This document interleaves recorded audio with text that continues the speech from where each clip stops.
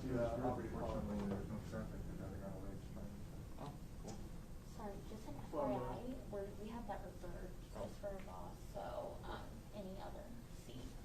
Take one. I wouldn't want me there either. No, so we can watch over us. You want to be sure? Oh, okay. You can take that one.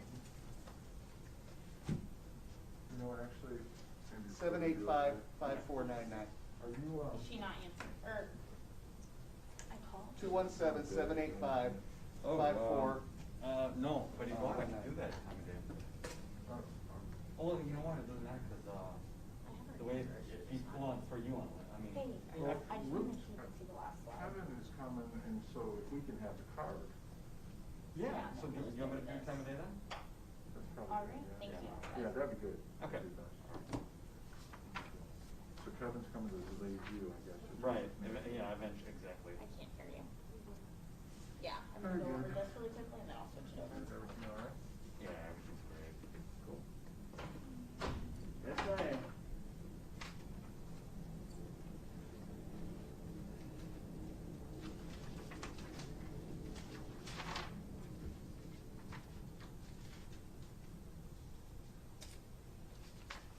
Oh my God. Lorna got her driver's license yesterday. She did. Yeah. How late did you do? Um, You go over there? yeah.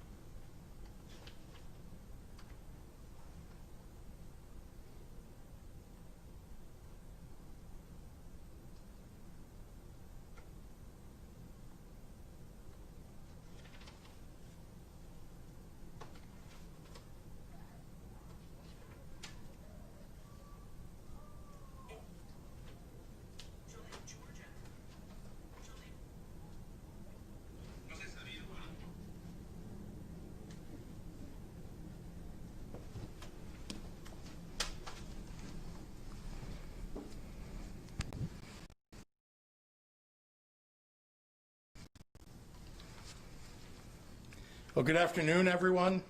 Happy New Year. Dr. Ezike has joined me today to help address the progress of the first 3 weeks of the vaccination process here in Illinois and what the next phase of access will look like for our 12.7 million residents. As of last night, approximately 344,525 total doses of the Pfizer and Moderna vaccines have been delivered to Illinois outside of the city of Chicago. In addition, 114,075 doses from Illinois' allotment have been set aside for the federal government's long-term care vaccination program, again outside of the city of Chicago, operated by CVS and Walgreens. Illinois as a whole has administered approximately 207,106 total vaccine doses to date, including yesterday's first round of second doses for the early December first dose recipients. That number also includes vaccinations through the federal long-term care vaccination program, whose partners only started vaccinating in Illinois on December 28th. Nearly 2 weeks after our first state-delivered vaccinations. These first vaccinations have taken place following the Phase 1A recommendations of the CDC's national recommendations with input from IDPH. That first phase includes healthcare workers and nursing homes and long-term care facility residents and staff, which we now approximate as 850,000 eligible Illinoisans. Up to now, this vaccine has only been offered to a very specific group of people at very specific locations in staggered proportions because hospitals and nursing homes have been concerned about too many of their staff receiving the vaccine on any given shift. Because of this and because of the early federal supply issues, so far approximately 1/3 of our healthcare workforce outside of Chicago has received the vaccine. IDPH continues to work with local health officials to ensure the rapid administration of these vaccines to all members of Phase 1A who consent. I had hoped to see an increase in the number of vaccines delivered to us from the federal government after I announced federal delivery reductions to you in December. The delivery of vaccine has remained at a lower pace than expected. Illinois is now allotted approximately 120,000 doses per week, 60,000 each of Moderna and Pfizer. From that number, the federal government pulls out the long-term care allotments. We have updated our early January planning for Illinois according to this lower than expected federal delivery schedule. The good news is that the incoming Biden administration has pledged to invoke the Defense Production Act so that we expect the vaccine production will grow significantly over the coming month. Despite the early slowdown of federal deliveries and with high hopes for increased vaccine availability going forward, today I want to address the specifics of what the next stage, Phase 1B, will look like in our state when we have substantially completed Phase 1A. As a reminder, the only reason that we must phase in this rollout of the vaccine is the scarcity of its availability. The need to prioritize is a function of that. Last month, the CDC's Advisory Committee on Immunization Practices, ACIP, met to provide further guidance on upcoming phases of vaccinations. By design of the federal government, the actual administration of vaccinations has been left to states and to cities, and the ACIP guidance is intended as a well-thought-out set of recommendations that states can then tweak to best serve their unique populations or unique challenges. I want to commend ACIP for its efforts, which have been very important in our process. None of the decisions that ACIP made were easy, and none that fall to the states are easy. Broadly, ACIP's recommendations are focused very properly on preventing illness, saving lives, and restoring the functions of society, which is why their guidance on Phase 1B has included, importantly, seniors 75 and over and frontline essential workers. And I'll dive into how the CDC defines that term in just a moment. ACIP's guidance serves as the foundational blueprint for Illinois' Phase 1B plan, with one key adjustment. Here in Illinois, we are more strongly pursuing equity in the distribution of our vaccinations. Let me begin by talking about ACIP's recommendation that Phase 1B include only seniors who are 75 years old or up. I believe strongly that we ought to protect more of our seniors earlier than ACIP has recommended. For the last 10 months, we have seen the fundamental vulnerability to COVID-19 of the entire population of our seniors, not just those 75 and over. And importantly, the average age of death from COVID-19 is much lower than 75 for Black and Latino Illinoisans. While the average white person in Illinois who died from COVID-19 passed away at age 81, the average age of COVID-related death for Black Illinoisans is 72, and it's 68 for Hispanic Illinoisans. For people of color, multi-generational institutional racism in the provision of health care has reduced access to care, caused higher rates of environmental and social risk, and increased comorbidities. I believe our exit plan for this pandemic must, on balance, overcome structural inequalities that have allowed COVID-19 to rage through our most vulnerable communities. Lowering our minimum age for vaccinations in Phase 1B is one critical component in addressing that. So the one area where we are diverging from the ACIP recommendations is this. In Illinois, if you are 65 and over, you can get vaccinated in Phase 1B. We've adopted the rest of ACIP's Phase 1B recommendations, which is mostly focused on frontline workers, a group that in many of these industries is disproportionately made up of people of color.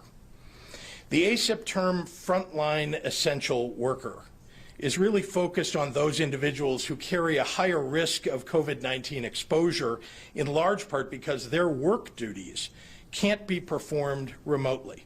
So they spend more time in proximity to other coworkers or members of the public. The CDC estimates about 30 million Americans are frontline essential workers. That includes first responders like firefighters and police officers, educators like teachers, support staff, and child care workers, people in essential industries like the Postal Service, manufacturing and distribution, public transit, food and agriculture, grocery stores, and congregate facilities. All in all, Phase 1B totals approximately 3.2 million people throughout the state of Illinois. As we enter this next phase, I have directed my team to utilize every available state resource, a massive infrastructure and logistics effort, to get this vaccine out to as many people as possible, as quickly as possible. A vital component of that is our extraordinary Illinois National Guard, who orchestrated the development of our robust public COVID-19 testing infrastructure early on in the pandemic. Under General Richard Neely's direction, expertise, their precision, and efficiency to standing up mass vaccination sites across the state. We're also actively increasing the number of providers registered to administer vaccinations so that we can implement widespread and equitable availability as more and more vaccines are delivered to our state. As we do this, my administration has also issued additional non-discrimination guidance to ensure vulnerable and historically marginalized communities receive equitable, informed access to these vaccines. And vaccination infrastructure right now, including especially in communities that have been disproportionately impacted, to move these vaccines through our state at an even faster pace as we see an increase in federal deliveries. In summary, once we've substantially completed vaccinations of healthcare workers and long-term care facilities, and as federal vaccine deliveries increase, we will move into Phase 1B, which will cover everyone in Illinois 65 and over, plus frontline workers. Our IDPH team continues to review ACIP's recommendations for Phase 1C, and Dr. Ezike and I will provide a further update on that sometime over the next few weeks. Finally, before I turn it over to Dr. Ezike, I want to make an announcement regarding the Tier 3 mitigations currently in effect across the entire state. Since November 30th, I have maintained, at the advice of Dr. Fauci, of Dr. Ezike, of IDPH, and other infectious disease experts, that it would be unwise to downgrade any region from our current Tier 3 mitigations while in the holiday season, when people were particularly prone to gather in multifamily groups and do it without masks, the thing that could deliver the worrisome surge upon a surge. I'm incredibly grateful to the people of Illinois for making the difficult choice to take extra caution around Thanksgiving. Illinois did not experience the post-Thanksgiving uptick at a rate that plagued most of the rest of the country. And we're watching closely in this incubation period post-Christmas and New Year's. I'm cautiously optimistic, as there are some early signs indicating that some regions have made real progress and won't reverse that progress this week or next. So on January 15th, exactly one incubation period from New Year's Day, any region that has met the metrics for a reduction of mitigations will be able to move out of Tier 3 of our mitigation plan. My prayer for the new year is that everyone stays healthy and all of our regions continue to move in the right direction. And I ask all Illinoisans to join me in making that possible by wearing a mask and keeping your distance. Thank you. And with that, I'd like to turn it over to Dr. Ezike.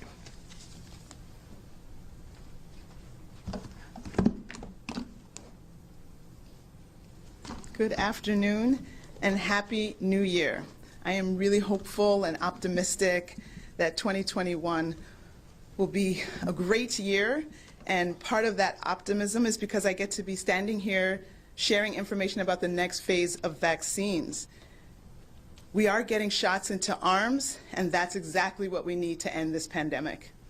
As the governor mentioned, we want to make sure that we are equitable in vaccine prioritization and that we recognize the populations at highest risk. And that means both the highest risk for exposure as well as the highest risk for severe illness and death.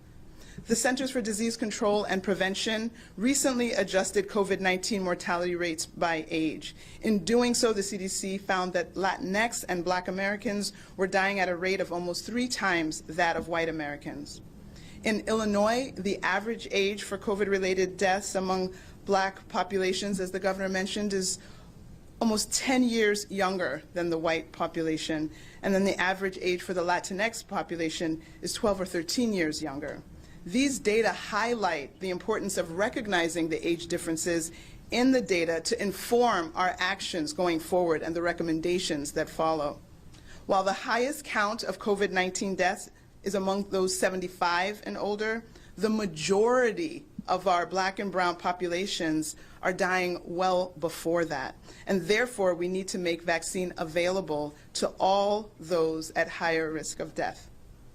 These disparities, again, as mentioned by the governor, are the result of many factors: reduced access to health care, lack of quality health care, undiagnosed or untreated pre-existing conditions, some distrust of medical providers, as well as the social and environmental factors that can increase the risk for exposure, such as the higher likelihood of being an essential worker, having multiple generations or many, many people living in a single home or household, and then, of course, having a job where working from home is not an option. Excuse me.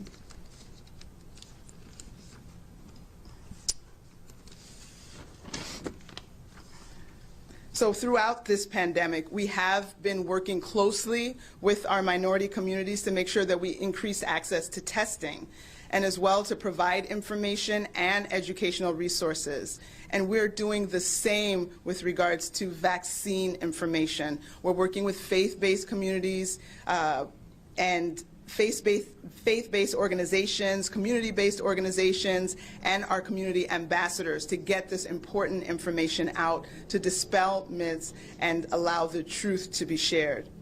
Our outreach extends to all populations in Illinois. Black populations, white, Latinx, Asian, immigrants, all groups, including individuals that are undocumented. And undocumented individuals will not be turned away when they present for vaccination. We will continue to use our data to inform our path going forward, as we've done all along this journey. Today, 7,569 new individuals have been diagnosed with COVID-19, and that brings our total to nearly 1 million cases in Illinois since the beginning of this pandemic. And over the last 24 hours, we also received reports of 139 individuals who lost their battle with COVID, and that brings our death total for Illinois to 17,096 individuals. 3,928 individuals were in the hospital overnight with COVID, and of those, 812 were in the intensive care unit, and 451 patients were on ventilators. In the last 24 hours, more than 80,000 COVID tests were resulted, for a total of more than 13.6 million tests since the beginning of this pandemic. We still have a long way to go, but we're definitely on our way. The vaccine, as the governor mentioned, continues to be limited, and we are working with providers to get what vaccine we do have into the arms of Illinoisans as quickly as possible. But we also need to get it into the arms as safely as possible and as equitably as possible. This morning I was just reminded of a proverb: just as iron sharpens iron, one person sharpens another person. And that suggests that we all need each other to be better. We're not in this alone. You can say all the right things, you can do all the right things, but if I'm not doing it also, I'm not only putting myself in jeopardy, but you in jeopardy and an entire community. So quite frankly, the masking, the continuing to postpone any mass gatherings, the need to get vaccinated, all of those things we all need to do together. I implore your support as we move through the end of this pandemic by doing the safety mitigations and taking advantage of this medical miracle that we have in the form of the vaccine. Thank you, and now I'll summarize comments in Spanish. Feliz Año Nuevo a todos. Me alegra estar hoy aquí y compartir información sobre la próxima fase de vacunación. Esto significa que estamos recibiendo inyecciones en los brazos, que es lo que necesitamos para poner fin a esta pandemia. Como dijo el gobernador, queremos asegurarnos de ser equitativos en la priorización de vacunas y reconocer las poblaciones en mayor riesgo. El CDC recientemente las tasas ajustaron recientemente las tasas de mortalidad de COVID-19 por edad. A hacerlo, el CDC encontró que la gente latinx y afroamericana estaban muriendo a una tasa de casi 3 veces mayor que la raza blanca. En Illinois, la edad promedio para las muertes relacionadas con COVID-19 entre las poblaciones afroamericanas es casi 10 años más joven que las poblaciones blancas. La edad promedio de las muertes relacionadas con COVID-19 para las poblaciones latinx es 12 a 13 años más joven. Estos datos muestran la importancia de utilizar datos ajustados por edad para informar nuestras acciones en el futuro. Si bien el recuento más alto de muertes por COVID-19 se encuentra entre las personas de 75 años y arriba. Sabemos que la mayoría de las poblaciones de Latinx y afroamericanas están muriendo a edades más jóvenes que eso. Por eso debemos dar la vacuna a todos que tienen a mayor riesgo de muerte. Estas disparidades son el resultado de muchos factores: falta de atención médica de calidad, condiciones preexistentes no diagnosticadas o tratadas, desconfianza en los proveedores médicos, y también hay factores sociales que pueden aumentar el riesgo de exposición, siendo trabajadores esenciales, tener un trabajo donde trabajar desde casa no es una opción, y varias generaciones viviendo en una casa. Vamos a continuar utilizando nuestros datos para informar nuestro camino a seguir adelante cuando hay más vacunas disponibles. Hoy hay 7,569 personas nuevas con COVID-19 para un total de más de casi 1 millón casos en Illinois. Desde ayer hemos recibido informes de 139 personas con COVID-19 que han muerto, por un total de más de 17,000 vidas perdidas en Illinois. 3,928 personas estuvieron en el hospital desde noche con COVID-19. De ellos, 812 pacientes estaban en la unidad de cuidados intensivos y 451 pacientes estaban en ventiladores. En las últimas 24 horas se han informado más de 80,000 pruebas de COVID-19 fueron hechas para un total de más de 13.6 millones de pruebas aquí en Illinois. Aunque nos queda un largo camino adelante, estamos en camino para acabar con esta pandemia. La vacuna sigue siendo limitada en este momento y estamos trabajando con los proveedores para que la vacuna que tenemos esté disponible de la manera más rápida, más segura y más equitativa que posible. Permítanme terminar con esto. La vacuna COVID-19 es para toda la gente de Illinois. Nadie será rechazado, especialmente nuestros trabajadores esenciales indocumentados que han hecho que Illinois siga adelante durante esta pandemia. Por favor, entiende eso. Mientras tanto, debemos seguir los 3 M's. Usa su máscara, mantenga su distancia y lavar las manos. Muchísimas gracias para su apoyo. And with that, I will turn the podium back over to Governor Pritzker. Thank you, Dr. Ezike. Before I take questions, I want to address the unfathomable and disgusting remarks that the newest member of the Illinois congressional delegation made, Mary Miller. Let me be clear. Hitler got nothing right. This reprehensible rhetoric has no place in our politics. Illinois Republicans cannot allow this to stand and must condemn this vile, evil streak in their party. If Representative Miller was the least bit interested in history, she would visit the Illinois Holocaust Museum and Education Center to learn just how wrong Hitler really was. With that, I'll be happy to take questions from members of the media, and Happy New Year to everybody. You mentioned that the Illinois National Guard are they going to be doing inoculations? And would this take place at McCormick Place or Soldier Field? Have you guys planned that out yet? All of that is in the works, and the answer is you have the right idea. They'll be assisting others and doing it themselves, depending upon their expertise, of course, and using arenas, as you're describing, all across the state and in conjunction with local leaders to make sure that they've got the right locations and there's enough parking and enough access for everybody. Yes, sir. We're hearing reports that vaccinations among healthcare workers are perhaps lower than it has been expected. Is that something that you can confirm, and if so, what does that do to the supply? So I have heard that for example, at private hospitals, that there is a choice being made by some healthcare workers not to be vaccinated early. And let's be clear about it, and let's try not to blame, at the moment, people who are choosing not to do it. There's vaccine hesitation among lots of people. And even among the most educated people, I have heard people say, well, I want to see someone else get it first and see how they react, or maybe I want to wait till someone gets their second dose and then I'll go for my first dose. So, I do know that there are people who are choosing not to be vaccinated. And I've heard this at private hospitals. I've seen it.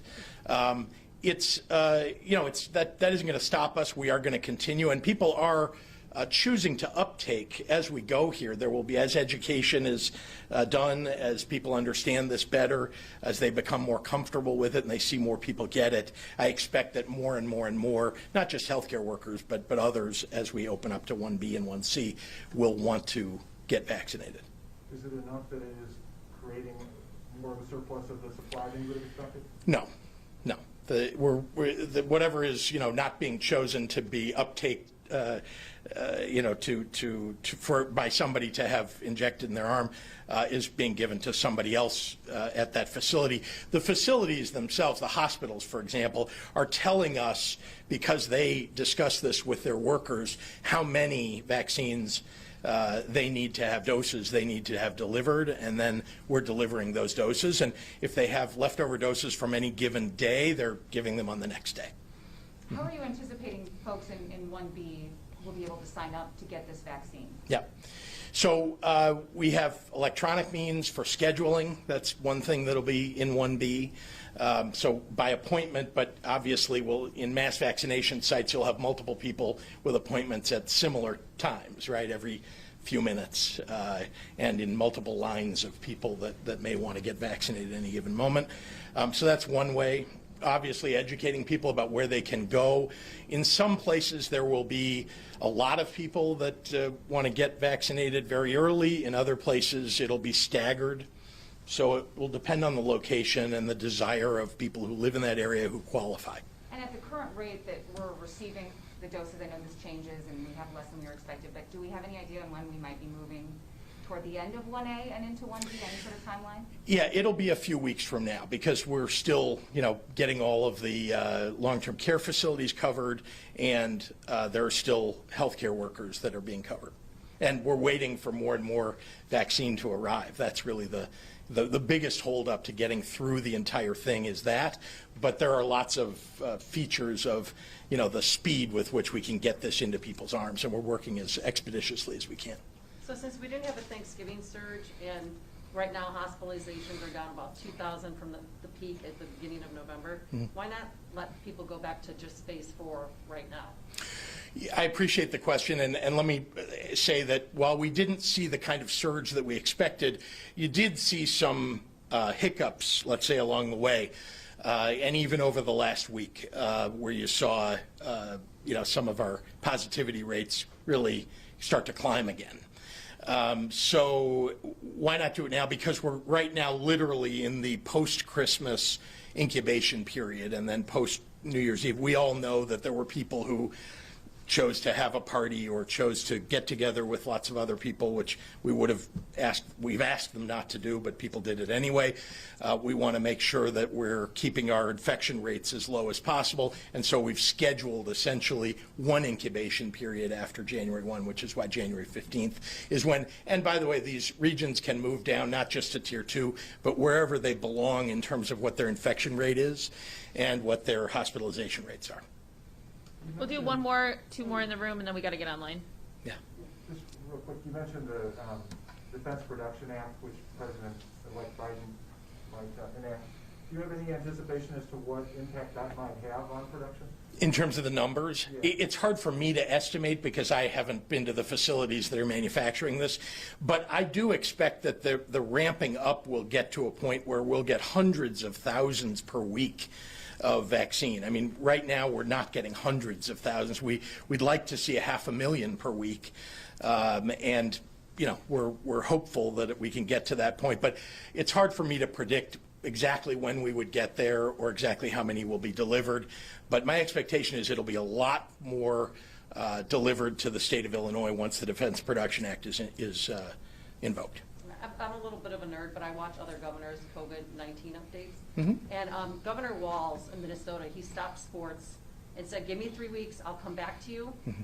And then he came back in 3 weeks and said, all right, this is what we're going to do. We're going to start practice. Yeah. Can we, I just feel like the parents and the kids who need something right now, Yeah. they are dying on the vine. Yeah. Okay? Can you meet with IHSA? They feel like communication has been completely cut off. Yeah, And they're meeting yeah. January the 13th, and they want you or Jesse Ruiz or somebody. Yeah. Because we need to get the ball rolling here. Our kids are suffering beyond. Yeah, but remember, it's not like there's no discussion that goes on about sports. It's just that the IHSA, which is one of many organizations in the state of Illinois, just that the IHSA isn't part of those discussions, that we have doctors and others that we rely upon internally to help us make some decisions. And then when we're at a point where it's appropriate to have a conversation with one of the organizations or a number of them, we'll do so. All right, last question. Okay, okay. I do have two from my colleagues that are very different topics. Let's make it quick. Okay, so first and foremost on the new strain, I know Dr. Zika, you mentioned you were monitoring it. Has it been identified here in Illinois? And is there any indication that it could be more contagious in children? Actually, I'll let Dr. Zika answer. Okay, and then the second one for you, Governor. Okay, so this UK variant, the B.1.1.7, obviously has been identified in some states in the United States. We have not identified it here yet, but that does not mean that it's here, that it's not here. So the likelihood that it's here is very, very high. We do genomic surveillance, where we do the genomic sequencing to look for this variant, so we haven't found it yet.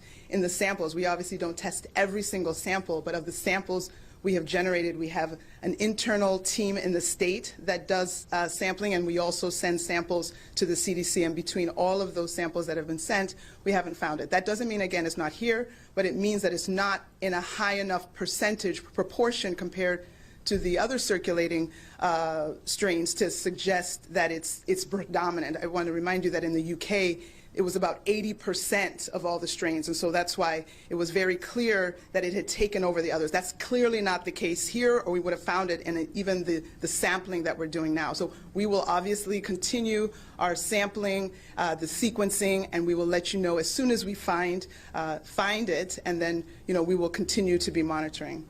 In terms of the higher transmissibility, again, we don't have the data here to suggest we are following the data that we are hearing from our partners across the oceans, just as you are. They are suggesting, based on inference, not really clear cause and effect data, but by inference, they are seeing that it looks like the kids might have a bigger role in this, and that there's higher transmissibility. What does that mean for us? That means that we need to double down on the efforts that we're already supposed to be employing. So, if we've been lax and said, I'm not so much of a fan for my mask, and 2021 I want to do things differently, that's not the right move, right? We need to be more vigilant, because potentially it takes fewer particles of this virus to cause infection and illness. So that means you don't want to have even a moment extra without our mask. That the more likely, the larger gatherings, you are more likely to get infected even with a brief encounter. Maybe 15 minutes is not a thing. Maybe with 5 minutes that could do something. So the large gatherings, the using of the mask, those are things we need to double down on to protect ourselves for COVID in general, and if we have this UK strain, this variant. And Governor, quickly, what is the state doing to prevent unemployment fraud, and is there a breach or hack in the system? One of my colleagues at NBC Chicago says many people are receiving notices that someone filed unemployment claims in their name, and it's often taking weeks or months to get resolved, if at all, and they're unable to get their own benefits if someone's doing this in their name. So there's not been a hack detected in our systems. That's not a thing. People are using information, is what we understand, that they've garnered from other hacks that have occurred sometimes a couple of years ago. I've cited a few of these, but you remember when one of the credit bureaus was hacked a couple of years ago, and Target and some of the other retailers. That information is sometimes held for some period of time. They don't just immediately go out and start charging on people's accounts or using that data. Sometimes they just hold it in abeyance, hoping that you won't do anything. If you're a Target card holder, for example, that you won't go check your credit, that you won't, that if nothing's happening, maybe nothing will happen. And then they strike at some point in the future. This is an example of how people are now being used. Their information is being used in a fraudulent fashion at IDES. A lot is being done to try to prevent that, and most of all, to even if someone receives a letter or they receive a card or something like that, to make sure that there's actually no effect on them. That's a lot of what we're focused on, is just to make sure there's no real effect on somebody. Okay, Grace at Capital News Illinois is asking, when do you anticipate to see an increase in the federal distribution of the vaccine, and what does that increase rely on? Yeah, I'll repeat what I said a little bit earlier, which is we think that we are, with the invocation of the Defense Production Act, that we will see increases of deliveries of vaccines to the state of Illinois. So when that will happen, again, I think we have to get the new president inaugurated, and then he's got to invoke the Defense Production Act, and then the various manufacturers have to ramp up production under the Defense Production Act using what's being provided to them under it. And then the last thing is, as some of you may have read, Johnson & Johnson and AstraZeneca and a few other companies are getting ready to or have applied for an EUA, an emergency use authorization. And whenever that is granted, that will give us yet another manufacturer and other manufacturing facilities to rely upon. So I'm hopeful that all of those things will allow vaccine production to increase significantly. Dean Olson at the SJR, are we starting to see a surge from end-of-year gatherings? It is very hard to tell. I mean, I just want to be clear that what I can tell you is we've all seen, I think he's asking this question because of it, we've all seen that the positivity rates have gone up. We also know, though, that fewer people got tested around the holiday. They were busy, or they weren't feeling poorly, or weren't doing things that were preventative. And so, as we see people get back into testing today, we had a higher number than in previous days, and so on. We're going to see whether the positivity rate is stagnant or moving down, and so hard to really answer the question. I don't think it is moving in the wrong direction, but as you saw by the tilted head of my colleague, the director, we don't know, is the truth. Jonah Meadows at the Patch, according to the CDC, Illinois ranks 21st among states in percentage of vaccines administered. Does the state expect to increase that percentage, and if so, when and how? What was the cited information? 21st in what? In states. So I think he's got this a little bit wrong. Yep. According to the CDC, Illinois ranks 21st among states in the percentage of vaccine distributed to be administered, about 33%. Yep. Does the state expect to increase that percentage? Yep. And if so, how? The CDC is actually tracking administered vaccine, not distributed. But yeah, and I want to try to set everybody straight on the numbers here. What gets reported immediately are the deliveries of vaccine. What gets reported sometimes 24 hours, 48 hours, or 72 hours later is that someone had that administered. So once you have it administered, whoever gave it to you, the vaccine, has literally 72 hours by CDC guidance to let us know that they administered that. They can do somebody in 24 hours, report that, and they can report at the same location the next person 48 hours later, and that's all allowable. So it's a little hard, to just say exactly where we are. I will tell you, though, that among the top 10 most populous states in the United States, we are doing very, very well. The folks who have widespread distribution and administration challenges in the big states, we are really competing quite well, if you want to look at it that way, and getting vaccines out in a relatively quick fashion. I want to do even better. It's why we're going to have the National Guard brought in. It's why we're going to open up so many other locations. But I consider this a race to get vaccines in people's arms as fast as possible. And that's the measurement that we all should be focused on. It's not distribution. Distribution is literally the delivery of boxes of trays of vaccine to a location. It's the administering of those vaccines into people's arms that is what really counts. Yvette at Bonbuyer. What prospect of the Senate changing hands, what does that have on your budget plans? And do you expect during lame duck session or early in the new legislative session to fully close the FY21 budget hole, and will you seek a tax hike? What was the time period she was suggesting that we would get the budget hole closed? During the lame duck Lame session duck. or early in the new legislative session? Yeah. So, I mean, certainly our goal is we have to close that budget hole as soon as we can. Lame duck is relatively short, so it's difficult to do everything that we need to do to close the budget hole. And we have not yet heard from the Republicans after they're demanding that there be cuts, what their cuts proposal is. So that's one challenge we need to overcome. As far as let's see, as far as the overall benefit of the Senate changing hands, I think let me start by saying congratulations to the two new members of the United States Senate on their wins overnight. Really terrific, amazing results in Georgia and a state turning blue. I'm thrilled about, and the fact that the Senate changed hands is even better.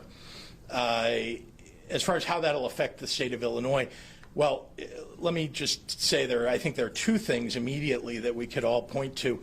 One is that I think we will start to see serious consideration of state and local funding finally because Mitch McConnell won't be able to block it. And there are Republican senators whose states need state and local funding, and they were working on that behind the scenes, but Mitch McConnell would not bring that to a vote. So I think that will be brought to a vote under the Biden administration, under the new leadership in the United States Senate. And the second thing is, and this I think is extraordinarily important for everybody in Illinois, and that's the elimination of the SALT deduction will be reversed, in my opinion.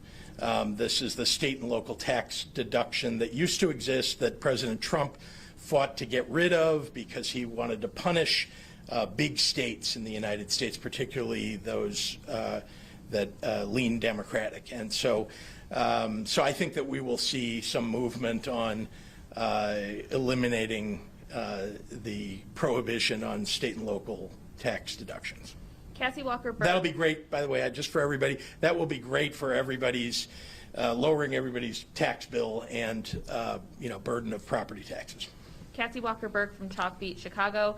Any more specifics on where teachers could fall in line in 1B and a timeline? The CTU has now asked for the city to delay reopening until teachers can be vaccinated.